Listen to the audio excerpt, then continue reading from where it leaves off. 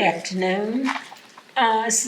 Thank you, Chris, for our prayer this afternoon, for inviting God in. You know, it's a plus when we invite God into our service. Wherever we are, whatever we're doing, we need to always invite God in. Okay, our scripture this evening is going to be coming from Ephesians, 2nd Ephesians chapter 10, verse 10, I'm sorry. For we are his workmanship, created in Christ Jesus, unto good works, which God has before ordained that he should walk in them. That's from Ephesians 2:10. And Mr. Austin, I guess our guest tonight, by the way, I'm Martha Hood, I'm your host tonight. And Mr. Austin, Paul Austin, is our guest tonight. And he's here. He has written several books. And he's here tonight in Phoenix City. Welcome to Phoenix City. We're so glad to have you tonight. I'm delighted to be here. Yeah, he's going to tell us something about himself and his books that he has written. By the way, a lot of you may know him. His dad was Claude Austin, used to be the manager and owner of the Mayfair Grill. Am I right? Yes. That's been a long time, but still, we still had a Mayfair in mind. Thank you so much. Now, we're going to open the floor up to you tonight and let you tell us a little bit about yourself. Well, I was born in Columbus, Georgia, and as you expect from two loving parents, Claude W. Austin Jr. and Louise Tanner Austin. And I kind of got caught up in the whirlwind as far as my parents and grandparents. They wanted me to finish school and go to college and become an attorney. And I had every intention on doing that until one of my cousins kind of got me sidetracked in what they call it, the hustling game. And as time went on, I wanted to get out of the game, but something just wouldn't let me. And eventually I ended up, a lot of people that know me realize what happened. One of the reasons that I can basically testify to what's happening as far as the prison system is concerned, corruption of it, is that I was framed by members of the Columbus, Georgia Police Department. And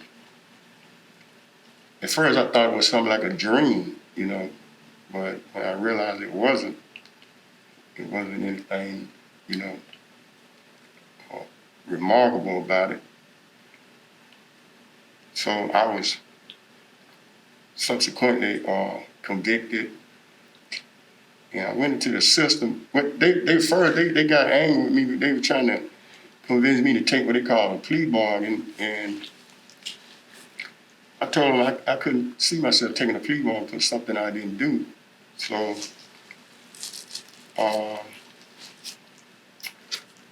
I eventually was sent down the road. And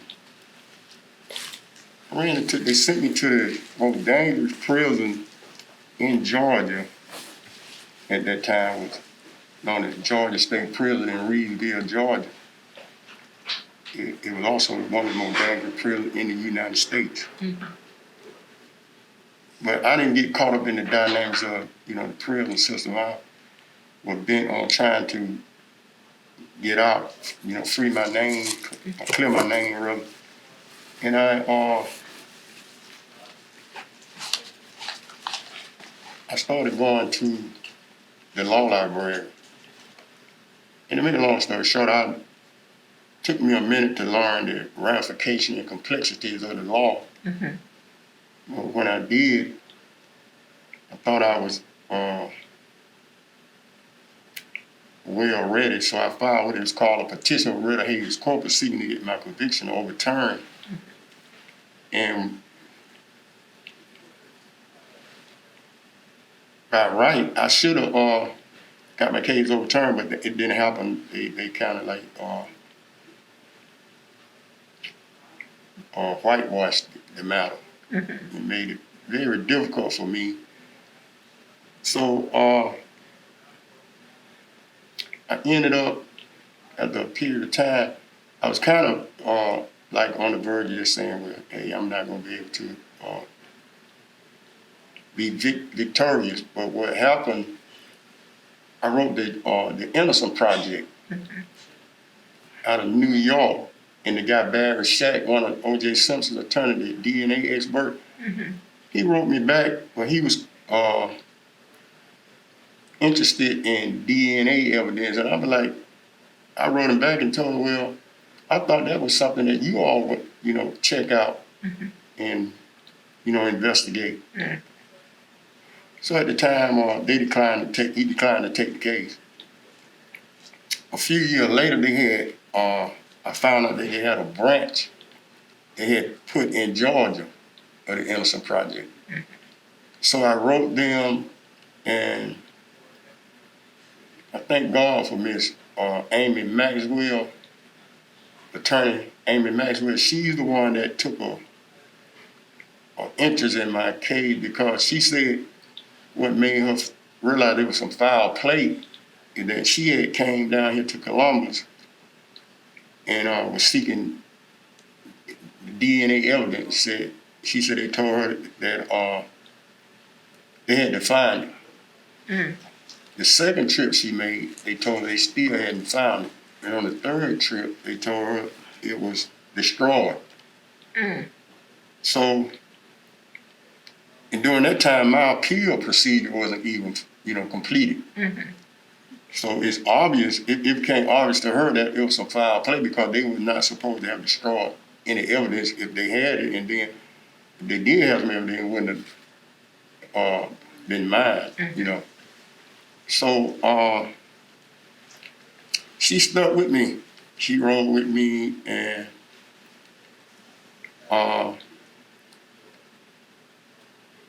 thanks to God and thanks to her, that my case was, I was exonerated.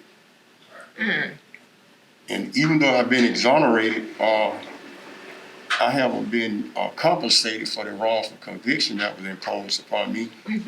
Plus, I found out during my research of the law that my indictment was wholly illegal, because under Georgia law, for an indictment to be valid, it's got to be returned in open court and have the clerk's seal on it and signed by the clerk. And that didn't take place in my situation. I endeavored to get some lawyers to take my case in Georgia, in Columbus, and Atlanta. It was to no avail. I did find an attorney out of Detroit, and I still had the contract. Matter of fact, the new book that I've written, The Raw Truth, Limited Second Edition, I have a copy of that contract. He had sent me a copy of the contract, 2 copies, and 1 copy I sent back to him after I signed it. But after about 4 months, he fell off the case. And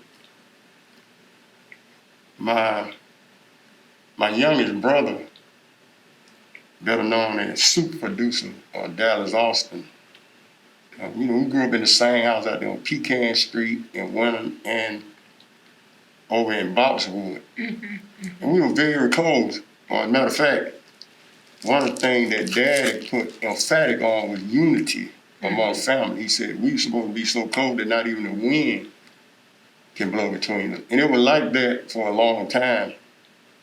But I come to realize that once you go into that prison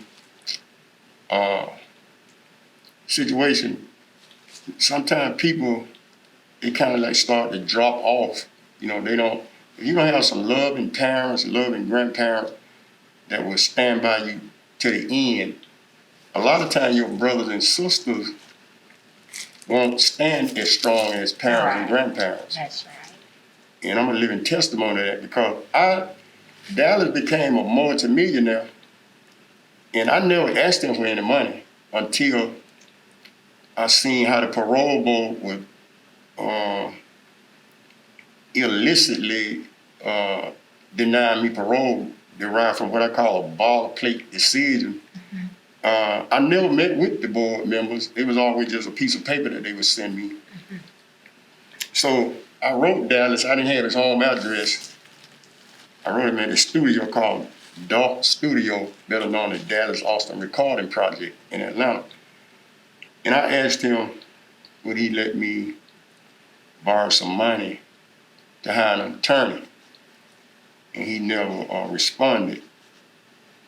And that really shocked me. It cut me like a knife. And that was your confess. brother? Yeah, my biological brother, Dallas Austin, better known as super producer Dallas Austin today. And I mean, we was very close. Dallas, Claude Jr. and I remember I used to frequently take them to concerts. James Brown used to come to Columbus quite frequently. And I remember when the Jackson came in '79, Claude Jr. and Dallas wanted to go, and they really talked about that concert for a long time because they really enjoyed it.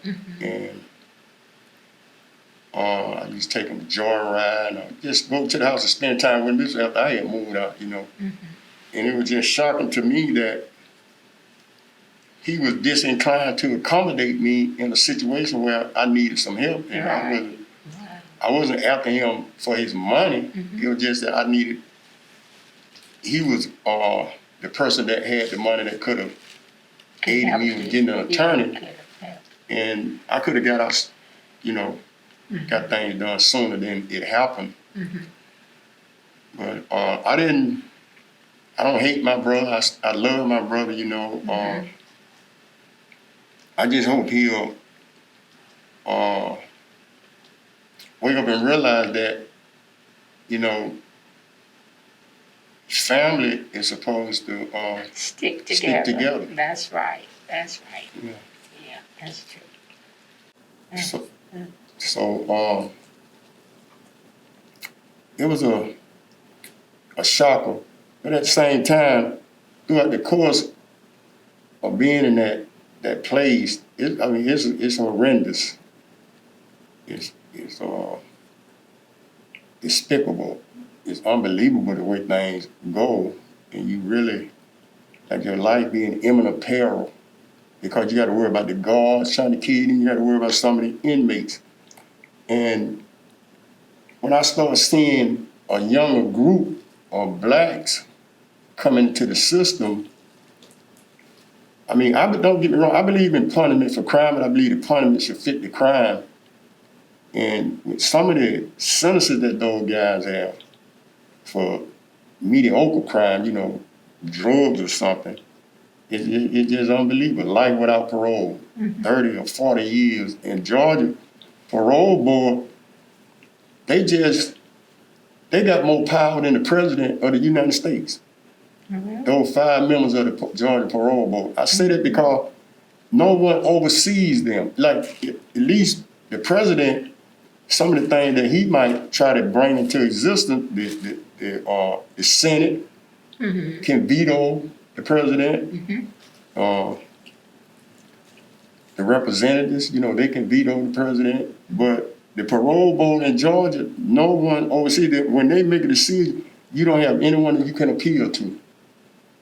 And they just arbitrarily and capriciously will deny you parole, and then you can't even communicate with them anymore. It used to be a time somebody could go up there and try to, you know, hold a conversation with somebody at the board, but they cut all that off. So it basically, what these young brothers don't realize is when they get in that system, they don't pay you 1 penny for your labor. And if you don't have somebody out here that love you and demonstrates it by sending you some money sometime or coming to visit you, write you, send you a birthday card, stuff like that, you just in there. And it's sad, it's unbelievable that the way they just have taken on this concept of being what I call in a murderous frenzy. They just love to kill it. And it's sad that they don't care who they kill. They just kill anybody or an older person, a baby, a woman, man. It's unreal. And I talk about in my book, Message to the Black Male Teens in America, how when I was coming up, some of my friends and I, we fought sometimes, but we fought with our hands. Yeah. And the best man won. Yes. And sometimes we might not speak for 2 or 3 days, but we were back speaking sometimes 2 or 3 hours, and we were right back doing the same thing that we were doing before we got into the fight. And what I don't understand is why is it that it always got to be gun play with them? Yes, that's true. Guns has taken over now, seemingly. Yeah. So let me ask you this. So all of that inspired you to start writing books. Yes. I can tell you've been through a lot. I can tell that. And Yes. you know, a lot of time, like you said, nobody know but you what you've been through. Nobody know that but you. And it's Right. good you are able to tell. And I hope somebody's listening. Younger people are listening to you so they can, kind of get what you're saying, and that will help them. Right. Because your story should be able to help somebody else. And your books should be able to help somebody else. Now, Right. you've written 3, you on your 4th book now? Yes, the 4th book will be out in probably about 2 months. That's the Raw Trooper Limit 2nd edition. Okay. And all of this is talking about coming up from when you got in trouble and all that stuff. No, bringing- that will the Raw Trooper Limit, the original Okay, book is when I'm talking about that. okay, But this book here, the Raw Trooper Limit 2nd edition, I'm going into a situation that show what I've encountered since I've been exonerated. okay. Because like I said, they haven't compensated me, and they've been doing things to try to avoid compensating me for the wrongful conviction, and then sending me to prison on an indictment that was wholly illegal because it wasn't returned in open court pursuant to Georgia law.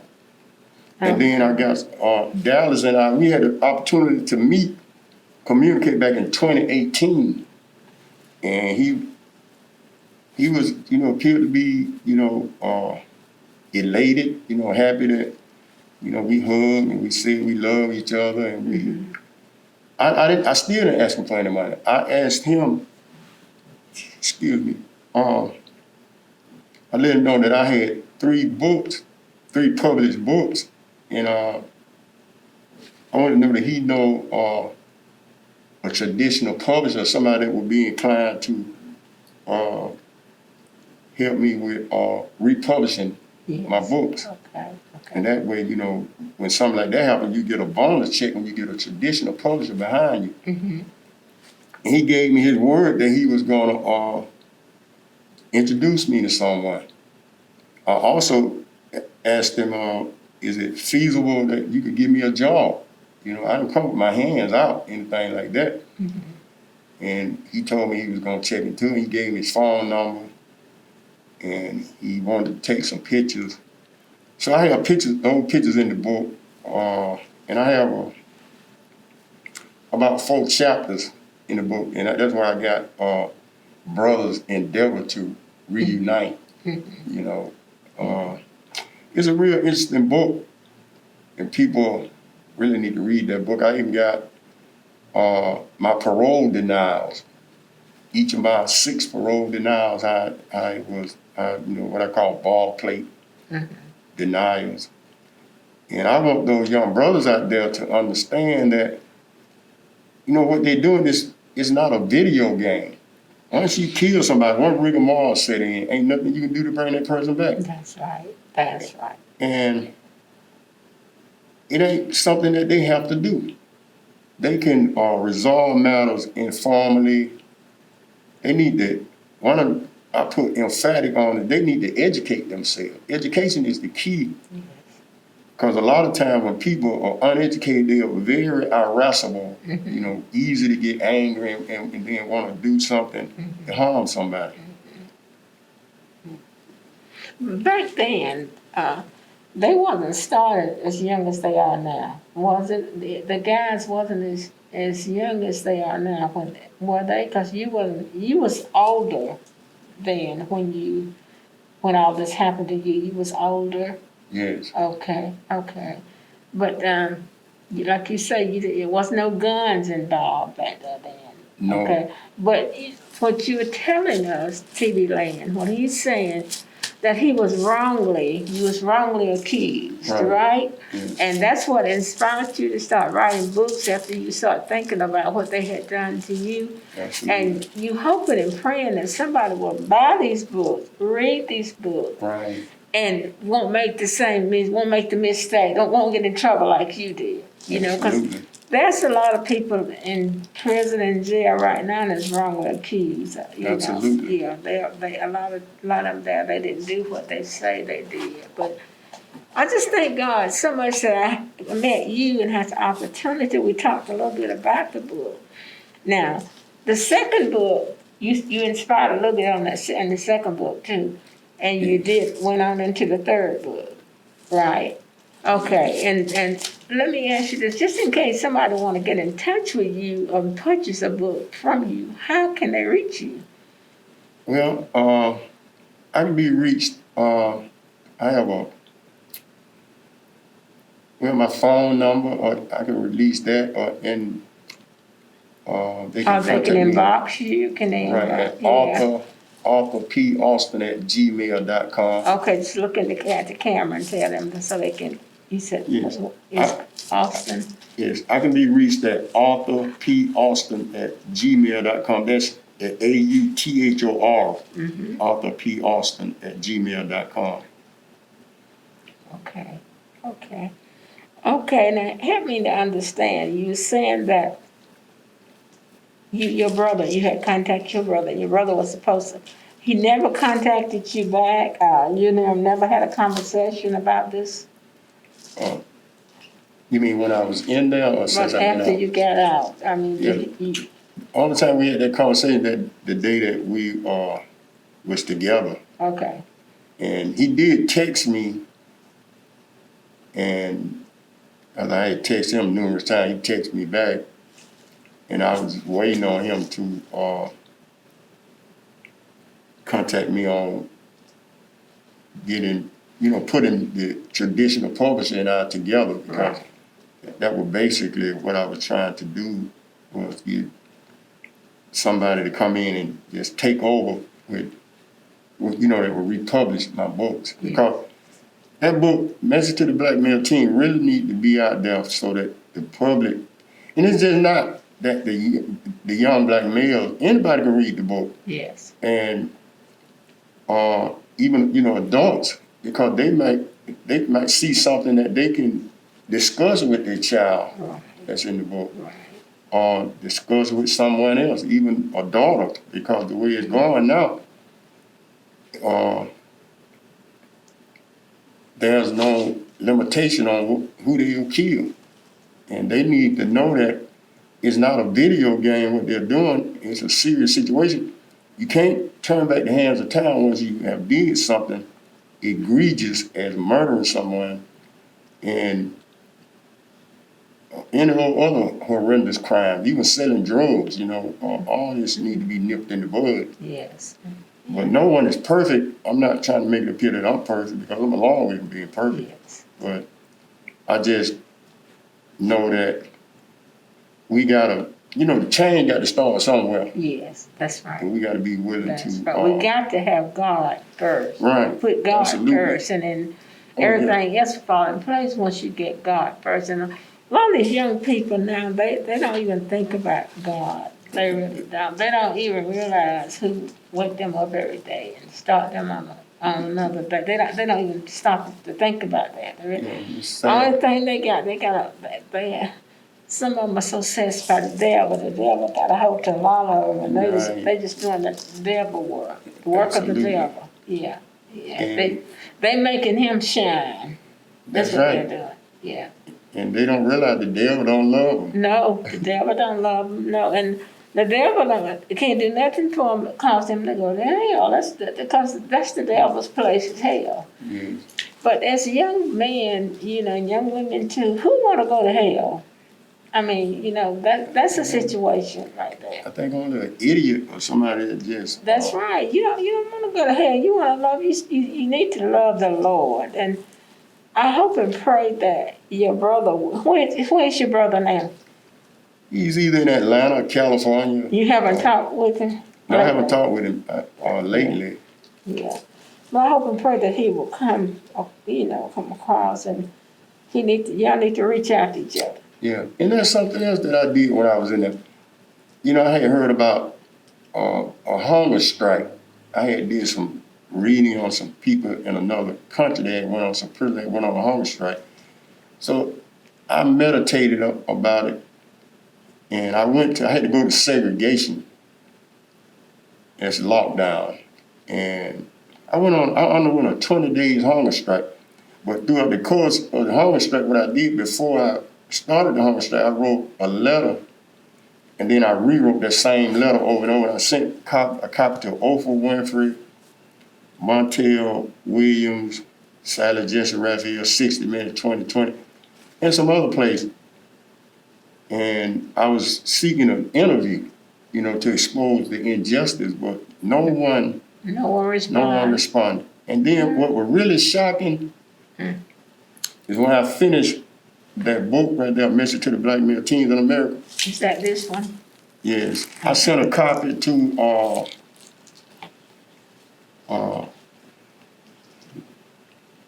Steve Harvey and a copy to Tyler Perry. And I was just shocked that the book that I sent to Tyler Perry was sent back to me. They stated that they don't accept unsolicited material. And that really cut me like a knife because I thought, sure, he would have been inclined to accommodate me in some way. It didn't necessarily have to be monetary units. I'm not after anyone's money. And and one other one, the guy Tom John. Now I sent him a copy of the book. He did send me a card. Well, that was before when I first wrote him, he sent a card. He responded. So I sent him a copy of the book and asked him is it feasible that he could introduce me to somebody that would republish the book, and I never heard any more from him after that. He didn't respond back to you. No. I just want them brothers to know it's very hard, and like I say, they don't pay you at all, and the food that they serve is so detestable and distasteful that even a pig probably wouldn't want to eat it. The stuff that they serve in the system. You don't have a few dollars on your account, a prison account, when you can go to the store, even though the stuff they're selling on the store is not wholesome, but it will help you with, eating something other than the stuff that they have in the chow hall most of the time. And once they get in there, you're not going to be able to, it ain't nothing like, some type of magic that gets you out of there like that. You have to go through the same procedure, the process. And if you don't get a judge to a decent lawyer first that will file the correct paperwork seeking to get your case overturned, I was just fortunate, I'm glad that God put his hand on Attorney Amy because she really stuck by me, 100%. And I really thank her for what she did. Because she went all the way. Where is she now? She's somewhere in Atlanta, to the best of my knowledge. Okay. She's not with the Innocent Project anymore. Okay. but she did step Yes. up to the plate to help you. Yes. That's good. What about some of your some of the people that you grew up with in your neighborhood? Are they still around, or did they get into the system, or what happened? Well, a few of them did go into the system, but some of them have perished, and some of them just. When I was in there, they were like I said, a lot of people not gonna be there to support you when you need them, and That's right. a lot of them didn't even send me a card, didn't send me a letter or anything. I didn't hear from them at all. And we grew up. A lot of them we grew up. We were like brothers. They knew you well. How Right. long did you stay in there? Did over 20 years. My Lord, my Lord. Yeah, I'm talking about it in that book right there. In this particular book. Injustice Now in Georgia. this book right here is a message to the black male teen in America. I was just looking through this. This book has some good stuff in it. It has some really Right. good stuff. I would like to. How much is your book? Was 15. I was selling for 20, but I went down to 15. on that Okay, because everybody needs to get a copy one. Right. of this book and Absolutely. read it, because it's some really good, inspiring stuff in this book. And it Absolutely. will help these guys now with what they are doing, what they're going through with now. Because it's Yes. not an easy task. No. You here today to tell your story. Thank Yeah. God He brought you up to now, so you'll be able to tell your story, tell what you know. That's And right. and please, I hope and pray that somebody will listen. I hope somebody, like the old folks used to say, will take heed and listen to what's going on, because they need to. That's right. This is a big world out here, and it's no plaything. It's no plaything. I mean, it's for real. That's right. It's for real. All the stuff you sit here and said today, it's for real. It's happening. It's going on, and people need to listen. They need to think about it. They need to think about it. This chapter you got in here, chapter 31, in this book. Oh yeah. Yeah, That word. yeah, that's The right. N word. Yeah, and they call the young black guys calling themselves that word. Right. And They get hurt. They hear it enough from the other race, but they Right. calling themselves that word, and then they need to really stop it. They've come a long ways, but they still have a long ways to go. long ways to go. And see what that demonstrates to other races, that they don't have no respect or love for themselves. I know they don't. They call each other derogatory names like that. Right. When I was coming up, the old fighting words if somebody from another race called me that. Yeah, that's right. You know. That's right. And we didn't call each other. The older guys always told us, sir, don't use that word. Say, how you doing, my brother? Peace, my brother. Don't talk like that. And we didn't come up like that. And they try to justify it, and that's why I wrote a chapter on that. Mm-hmm. How they try to justify it, but you can't justify it. You showing that you don't have no respect for You yourself really don't. or for the. And nobody the else, next if person. you don't have respect for yourself, nobody else gonna have it for you. That's right. Yeah, you need to stop, and you need to learn about it. Now, going to the third book, it's an Injustice in Georgia. That's a nice counter here. It's a nice picture in this book. But Thank you made it this far. Thank God you made it this far. And like you say, you have two brothers left now. Yeah, two. See, Dallas, Gary, and Terry. 3 brothers. You got 3 brothers. Now, where are they? You said, Gary is in Washington D.C. I don't know. I haven't been able to contact Terry since I've been back. In Dallas, he's in different spots like Atlanta or California, yeah, okay. like that. Now, when you was in the system, did you start writing then? Yes. While you was in the system, you started writing books. That's one of the first 3 books that I published, self-published. I was in the system. Then, okay. The Raw Truth Polemic Part 1, Injustice in Georgia, and Message to the Black Male Teens. Yes, I was in the system when I wrote those books. You wrote those. How long you been out of the system? 5 years. Thank God. Thank God. Now, what church are you affiliated with now? Well, I was going to the church up there off of Buena Vista Road, Gateway. But then I was also, it was a lady that I was dating at the time, I can't think of the name of that church that she was in. It was up there in East Highland. I used to go up there when we were together. We broke up, so. Yeah, but you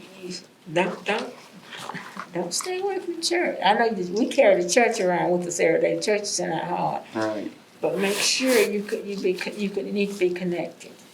You need to be connected, because it's so much, and I know you're old enough now to not to want to get back into the system. I know you're not. Oh, of course not. You made it too far, and you're not going back that way. No. Hope and pray that you don't. Yeah, that was a wake-up call for me. Like I said, I got into the hustling game at a young age because of one of my, I was 14 at the time. One of my cousins, he was about 24. He manipulated me to start selling drugs, He which was marijuana. Right, marijuana. Started selling it for him. Okay. And I got caught up in the glamour and the glory. As a matter of fact, like I said, I come from a loving family, and Daddy, there was no reason that I needed to get out there and sell drugs, because Daddy, he was one of Columbus foremost entrepreneurs, and he took care of his family. He believed in, taking care of the family. That's right. And getting back to your dad was, you said your dad got killed. Yes. Some years ago. It was in 1973. He was, from the information that I received, they said, Dad, like the Mayfair, the liquor store was adjacent to the Mayfair. And to my understanding, they said Daddy was standing in the doorway of the liquor store and somebody shot him twice. Shot in the shoulder and the neck. And he didn't die right away. As a matter of fact, I recall Grandmama Johnny Mae Austin, his mother, and his sister, Aunt Sadie. Everybody was feeling jubilant because they had taken him out of intensive care and put him in a regular room. So, they thinking that, he's going to be all right. And next thing you know, one night they got a call and claimed he perished. That was he was 49 when he was murdered. Yeah, very young. Very young, yeah. Well, he was a good father, and that's why, I let it be known in my books that I don't love my mother more than I love my father. I love my parents equally. You love both of them. Right. Yes. And Daddy, he was an extraordinary father. He was a good father, He never beat any of us. If we did something wrong, he'd sit down and talk to us. Yes, okay. And he provided. He made sure that we had what we needed. Okay. Where did you go to high school at? Jordan. Jordan High School. Okay. Well, we've listened to you, we've heard some of your background this evening, and it's very touching. It's very touching. And I know it wasn't easy, the stuff you went through. No, it wasn't. But you didn't have any parents to help you through. You didn't have nobody to talk to, family-wise. Yeah, and that kind of hurt too, when you can't go to your family and talk to them when and like you say, when you out, you got plenty of friends. When you're free and doing what you want to do, you got plenty of friends, but you just get in trouble. Oh yeah. You don't have nobody. They won't come to see about you. No, they won't. But you must remember, you got God. Right. You had God brought you through this. You wouldn't have made it without God. I Had second not that been for emotion. God on your side, you wouldn't be here today. I second that emotion. Yeah, that's right. God was with you. That's one good thing, and He's going to continue to be with you. But you got to stay with Him. Oh, We got to no stay with question about God. it. Yeah, we got to stay with Him. We just can't just go along like He's never done nothing for you. Because, Right. like I said, if it had not been for Him, you wouldn't be here today. With that, No, you I wouldn't be here agree. today. Well, I've listened, enjoyed your story, and Thank you. I hope and pray that somebody will get something out of that. Will get some help from what you said. And want to live. Not, want to go through a different series than what you went through. Right. Yeah, because there's always something better. Absolutely. Always something better. Yeah. Yeah. I used to tell people I'd rather sleep on the sidewalk, eat out the trash can than to be in that place. Really? And now, where were you? You was away? How far were you away from class? When they first sent me out, they sent me on the other side of the state, which was Reedsville, Georgia. And it was about, it used to take my visit, it used to take them about 4.5 hours to get there and then 4.5 hours to go back. Yeah. That's a long way. Okay. Mm-hmm. Now the fourth book you're writing. Let me see what the copy of the fourth book. These are some good books. I just glanced through the two of them. Now this is your fourth book you're writing now, and it's called what's the name of that? The Raw Truth Polemic second Truth edition. Second edition. Okay. Brother super producer Dallas, Austin, and Paul endured to reunite. That's when y'all reunite. Right, Yeah. endeavoring to reunite. Okay. Well, I hope and pray that you all can come together and get. Now, which one of y'all the oldest? I am. You older. Okay. Well, God is gonna bring y'all back together. Like we said, He didn't bring us this far to leave us. That's true. And He is God and God all by Himself. We got to know that we can't wake ourselves up in the morning. We can't put ourselves to sleep at night. We got to know it's God that's with us. Right. And all this virus and stuff that's going on now, we got to trust Him more now than ever. We got to. We don't have nobody else. Yeah, you correct. You don't have nobody else. Both of your parents are dead and gone. Both of my parents are dead and gone. We just my condolences. we got God. We got to keep Him. We got to keep Him, and I hope and pray that everything will work out for you. I can feel your hurt. I know you've been through some stuff. I can feel it. I really can, and I'm so glad and happy that God was with you. God stayed with you. But sometimes, some things we have to go through in order to see what's on the other side. Right. As growing up, as youth, children, sometimes you stray away, but you won't stay. You'll come back. You'll come back. You come back. Now that's you and your sisters. Your two friends, girl. Two friends. I want to show the picture. Can I hold them? Yeah. Because I want people to see these pictures. These pictures of me when I was in the streets. Okay. Yeah, okay. But now you're not there. Right. You've come a long ways. He's not there anymore, TV land. He's not out there in the street. He's on God's side now. Yeah, I underwent a metamorphosis change. Yeah. And who knows? You don't know how far you know the sky's your limit. Right. You don't know how far you're going. God has brought you through all of this, and you don't want to go back. These are the days you was out there having a good time, just doing what you want to do, not even thinking about God. Right. But God was thinking about you. He was so thinking true. about you. Yeah. You must remember that. He's God. He's God. He's God all by Himself. And I'm so glad that you decide to write these books, and you have them, and you got them in the bookstores here. There was an Amazon, Barnes and Noble, but what happened? The company that I was with, called Create Space, they converted to just strictly audio books. Mm-hmm.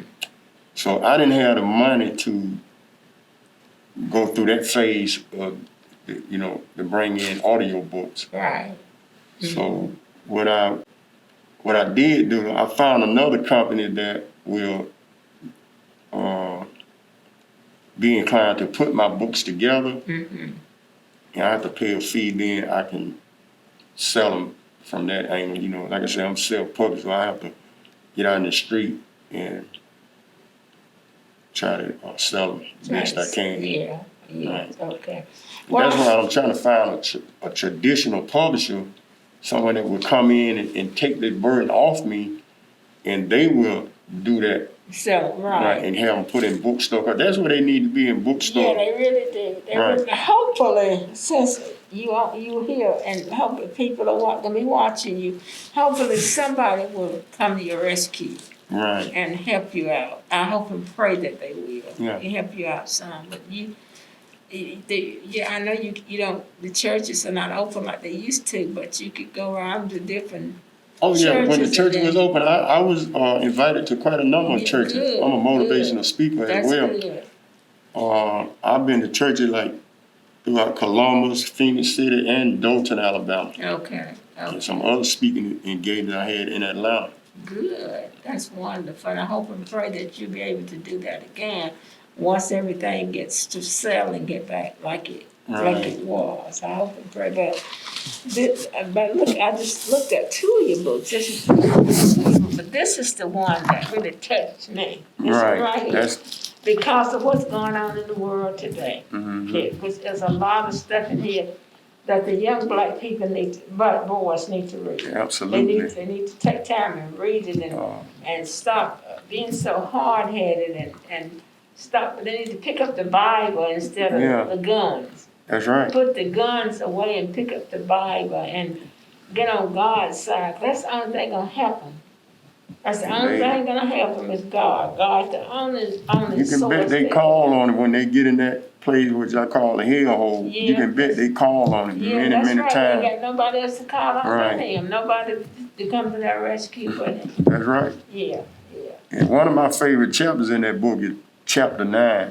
Please pull your pants up, because I just don't understand Oh, yes, Lord. Yes, the Lord. rationale Yes, of them that's going around right. their pants hanging off their That's butt out right. like that. That's right. And like I said in the book, even a newborn baby don't want his pamper hanging off his That's butt. right. And that's why you don't see it hanging off. So why That's would a right. grown man A grown man walking run around with around his pants hanging like off, you know, like Amen. that? That That's is right. that is crazy. that. It is crazy. Very, very crazy. But we're so happy to have you here today. And Yes, I'm delighted to be here. like I say, I knew of your daddy. Yeah, I've heard of him from the Mayfair, and a lot of people out there know about the Mayfair because they went to the Mayfair. That's right. A lot of people know that. They know the Yeah, Mayfair Mayfair. it was a nice club, clean club for people to go to. You know what I mean? That's so You true. didn't hear nobody killing in there, nobody No. fighting and going on in there. Sure They didn't do that. No.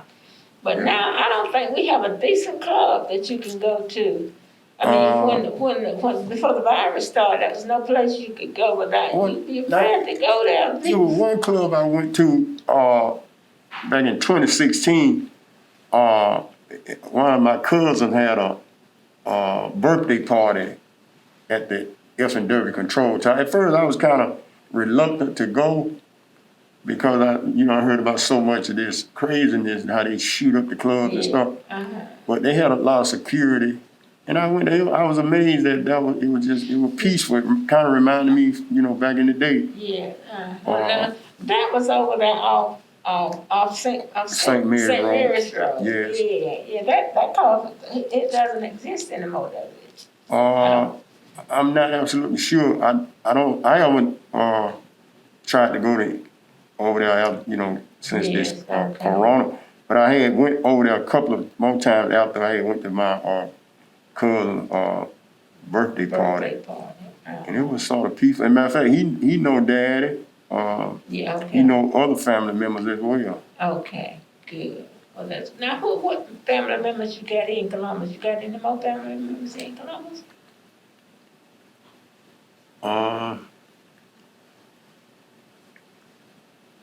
I have a few relatives here in Columbus, but we Not don't. that many. We as distant like the sun here from the earth, like 93 million miles. Yeah. People change. Like I say, people. That's why I try to impress upon. As a matter of fact, I'm writing part 2 now of Message to the Black Male Teen. I'm trying to instill into these guys that when you're trying to impress these people, committing these gruesome and horrendous crimes, these people are not gonna be there when you need them. They're gonna, you fade away. You don't even exist no more to them. You're not gonna hear from them, they're not gonna visit you, they're gonna send you any money. And then people get older, even if you got parents and grandparents loving and stand by you, but they may, if you got a whole lot of time, life sentence of 30 or 50 years, they may perish while you in there. That's right. So these people don't even allow you to go to the funeral to pay your last respect to your loved one. You can't get out to do that. They won't even take you to the funeral. This is just how And let me ask you this. atrocious the situation is. Okay, you said that what they was accusing you of, you didn't do it. Right. Well, and all of this stuff that they was putting on you, they was treating you like that, and they, back in the day, they used to do a lot of evil stuff. I know that they didn't. You didn't. Well, did anybody convince them that you didn't? Well, the Innocent Project, that's who took my case and got me out. I was exonerated thanks to the Georgia Innocent Project. Like I say, attorney Amy Maxwell, she was the main one that stayed on the case and fought it all the way till victory, you know, came into the picture.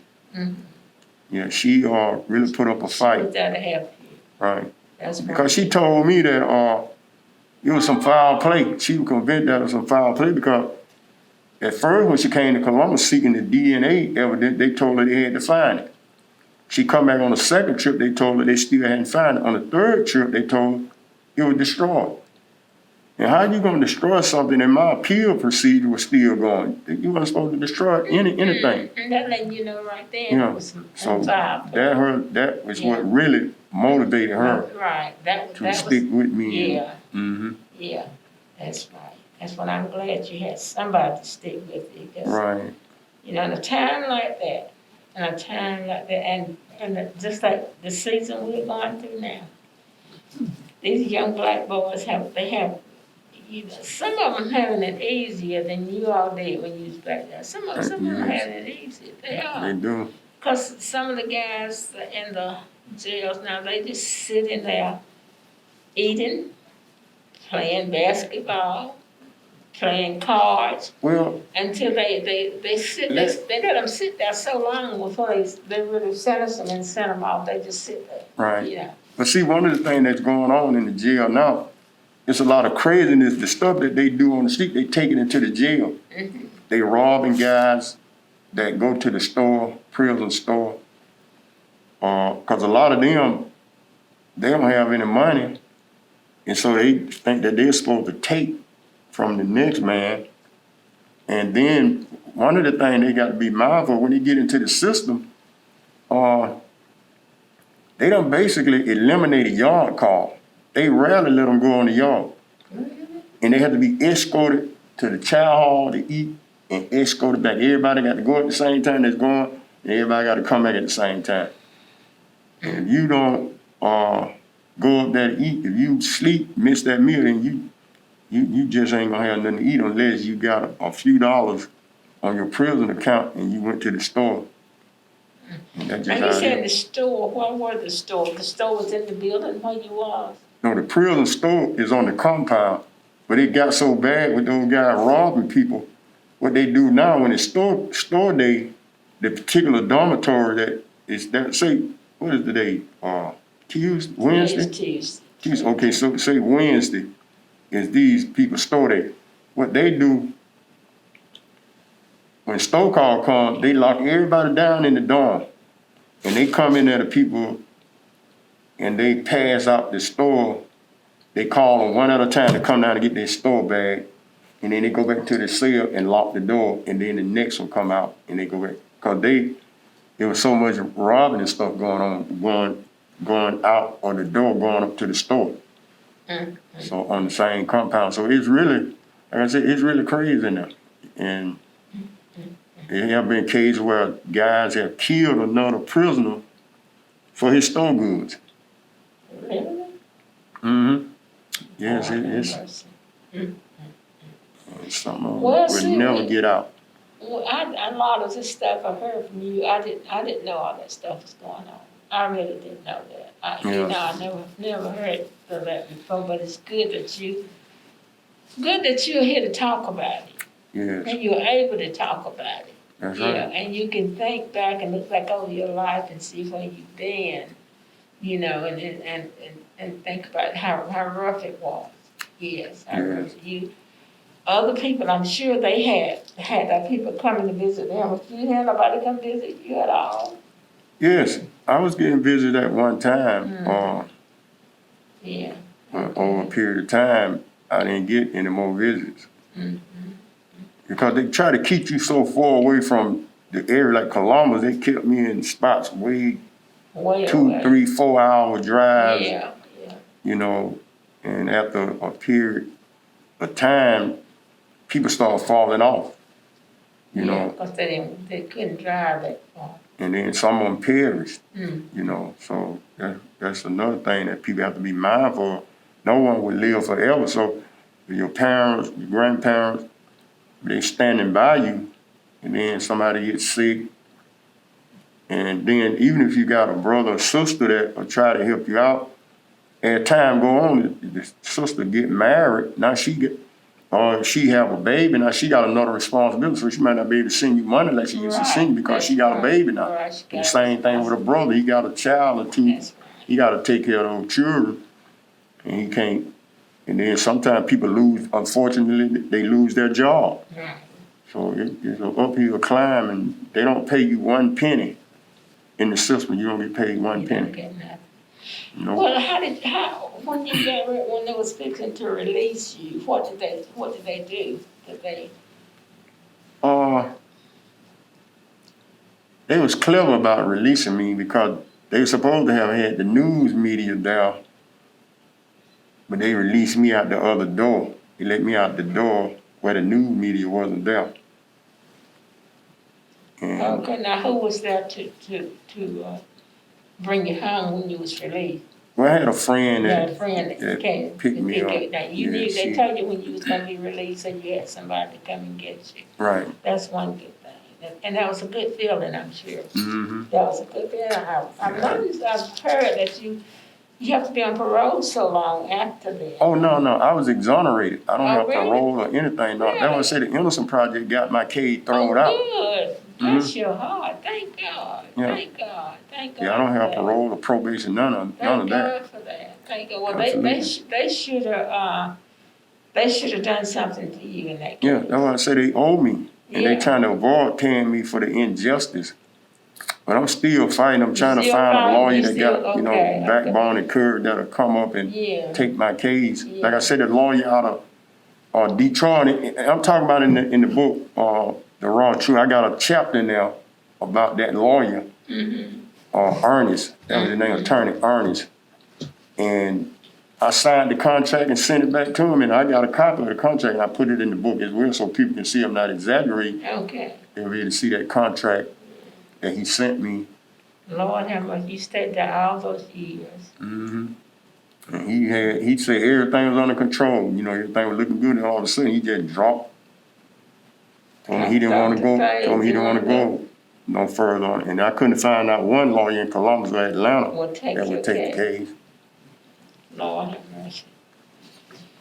Oh well, but we thank God everything happens for a reason. That's true. There was a reason for you standing there all the time. It was a reason for that. Right. But look at you now. Look where God has brought you from. That's what you can think about. Look back over your life and think about, what He's brought you through and what He's done for you. Right. And I hope and pray nobody else will have to go through that and make and I know that, right. don't, and young people, please listen to what he's saying tonight. Do not get into that kind of trouble where you'll go in and have to go through something like that. Because we don't want nobody to go through nothing like that. No. Nobody. We really don't. You don't need to get yourself in trouble. You really don't. That's right. But if you stay with God, and another thing, avoid the wrong crowd. Absolutely. Sometimes the guys you think are your friends, they're not your friends. That's They're so not. true. They're not. They'll take you out on a limb and leave you there Yeah. by yourself, and you be looking for them. They gone. They gone. I said, they're not your friends now. No. You just have a very few friends. Really and truly, you don't have no friend but God. God is the only friend you have. Yeah. Because people will set you up. Oh yeah. Yeah, they will set They you gone. up. They will set you up. I know a lady, she has a son that he's in prison. Been there a long time. And his own relatives, his own cousins, they the one did the crime. Right. But they put it on him. And now they gone, they out doing what they want to do, but he's in prison serving time for something he didn't do too. Yeah. His cousins and things did, and they got him involved. That's sad. It is. I ran into a few guys like that. One brother, he wasn't but 16. He wasn't from Columbus, but him and some of his friends, they had been out drinking, and he fell asleep in the car. And they went in the store and robbed the store, and then somebody ended up shooting and killing the clerk. He was in the car asleep. They charged him with the same crime and gave him a life sentence. And he knew nothing about it. He was in the car asleep. This is how they operate this system. They don't care if you're innocent or not. They just want somebody to do the To time. blame. They Right. want somebody to blame. Just to blame.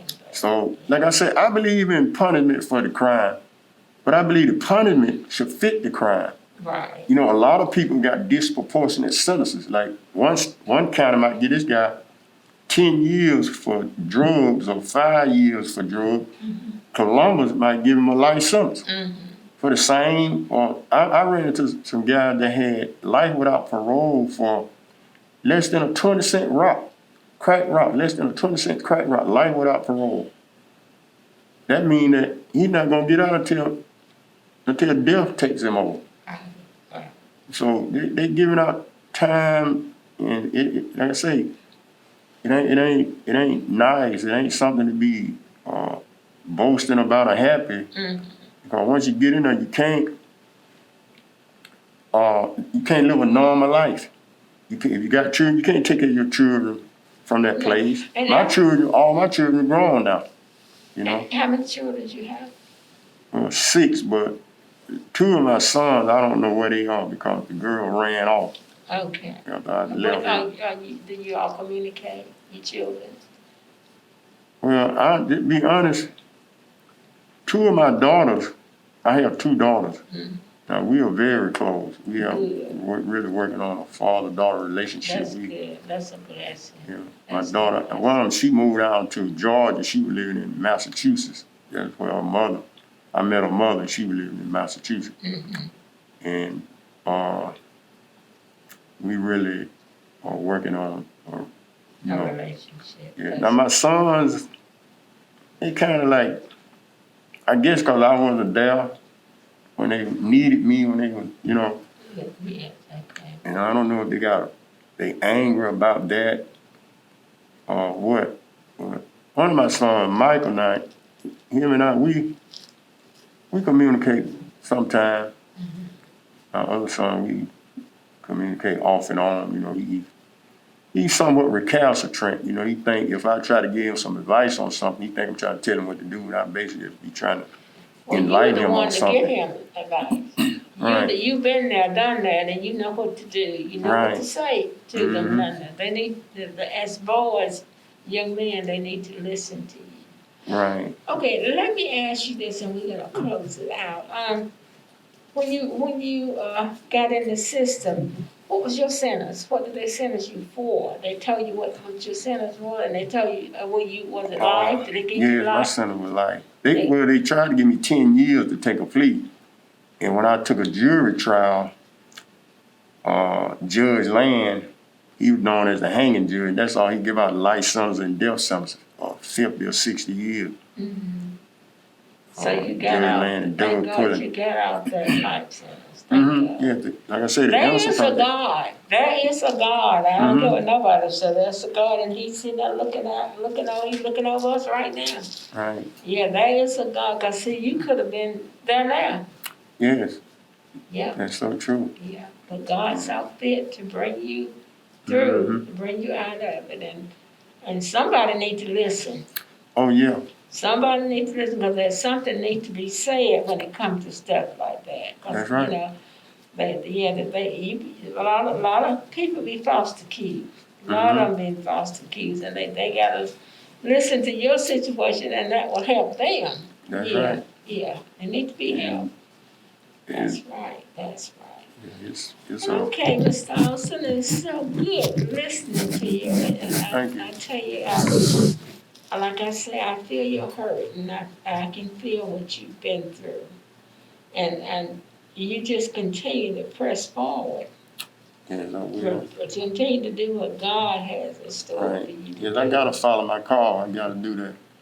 God had put me on the track to speak about the situation and trying to, warn people. Not just young brothers, anybody, people need to wake up, Yeah, you know. they do. But I can only basically, I'm targeting blacks because I'm black, so I know what's going on in the black community, Right, Right. yeah, that's fine, that's fine. And in the neighborhood where you grew up at, Right. do you have any friends they all gone, do you still have them at your age? Mm-hmm. Your age group, some of them still living there? Yes. Okay, do y'all communicate? There's a few of There's a them few. we communicate. Okay, I think probably maybe about 4 or 5. okay. Oh, that's good, that's good, you have somebody that can communicate with you. Because we can't live in this world by ourselves, we need somebody, you're gonna need somebody, Yeah. everybody gonna need somebody. Yes, that's true. Okay, and now to give them your name and number, and your phone number where they can reach you, and just in case they wanna purchase one of Okay, your yes. books. So these are some good books, and everybody needs to get one of these books and Yes. read it. I'm Paul Austin, and I can be reached at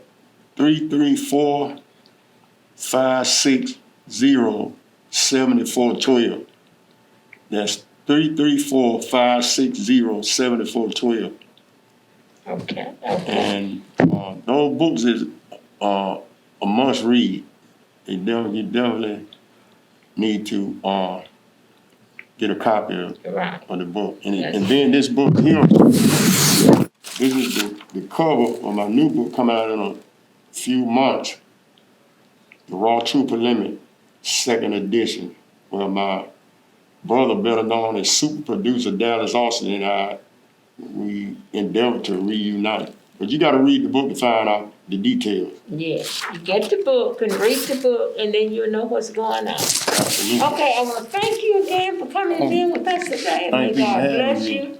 May God keep you God bless until we you meet too. again. I hope and pray that you'll be coming back with us real soon. Sure.